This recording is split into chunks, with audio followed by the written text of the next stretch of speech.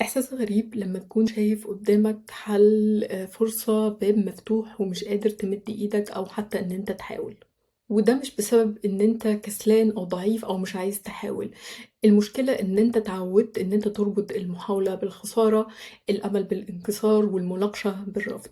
والمشكلة دي ليها اسم محدد وهو اسم العجز المكتسب، والنهاردة هنتكلم بالتفصيل عن الموضوع ده. يعني إيه العجز المكتسب؟ العجز المكتسب مش ضعف في الشخصية ولا هو نوع من الاستسلام من غير هدف، ده بيكون نتيجة خبرات مؤلمة اتكررت لدرجة إنها شكلت يقين داخلي جواك إن مهما عملت وحاولت مش هتنجح، ومهما اتكلمت محدش هيسمعك، ومهما اجتهدت مش هتتقدر، ومهما عملت هتفشل. فتوقف محاولاتك مش لأنك مقتنع إنك مش نافع، لكن لأنك اتعودت على الشعور بالعكس مع كل محاولة. إزاي بيبدأ الموضوع ده؟ الموضوع ده غالبا بيبدأ واحنا صغيرين، لما تعيط وتسمع كلمة اسكت ما تعيطش زي البنات، لما تحاول تعمل حاجة حلوة وتتفاجئ بتعليق زي ايه القرف ده، أو عادي مقبول. كل المواقف دي بتعلم الطفل إن التعبير عن النفس غلط، وإن مفيش مكافأة بعد المجهود، وإن مفيش أمان في الكلام، وإن مفيش طبطبة لما تقع.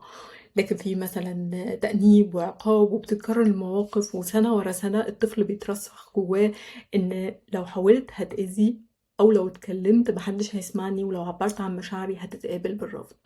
طيب ولما الطفل ده بيكبر ايه اللي بيحصل؟ في شغله مثلا بيكون عنده أفكار مميزة بس عمره ما بيقولها، في علاقاته بيسكت على الإهانة علشان مش مصدق إن ليه حق الرفض، وفي حياته كل ما يبدأ حاجة جديدة بيتراجع ويرجع خطوة لورا، وده بيخلي الشخص عايش في دايرة من القلق والتأنيب، بيحسسه إن هو مش قادر يقدر يعمل اللي هو عاوزه، وبيكره نفسه أكتر. وطبعا هو مش فاهم إن هو متبرمج على حاجة معينة من سن الطفولة. يعني مثلا اللي اتربى في بيت كل ما يعبر عن رأيه يتقال له اسكت، أو كل ما يعيط يتقال له الراجل مش بيعيط، لما بيكبر حتى لو هو في وسط الناس بتحبه وبتسمعه بيبقى فيه صوت جواه بيقول ما تتكلمش، محدش هيفهمك، ما تعبرش عن حزنك هيتقال عليك ضعيف، وهكذا. فبيسكت علشان مش علشان هو مش عايز يتكلم، لكن هو اتعلم يسكت علشان يحمي نفسه. العجز المكتسب مش مرتبط بس بسن الطفولة، لكن ممكن يحصل كمان في مراحل عمرية تانية مختلفة، نتيجة خبرات معينة أو نتيجة مشكلة كبيرة حصلت للشخص.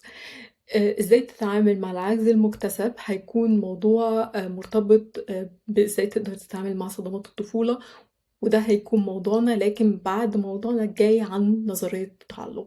وبكده نكون وصلنا لنهاية موضوعنا النهاردة. كانت معاكم نهم وافي، بتمنى لكم يوم سعيد ومع السلامة.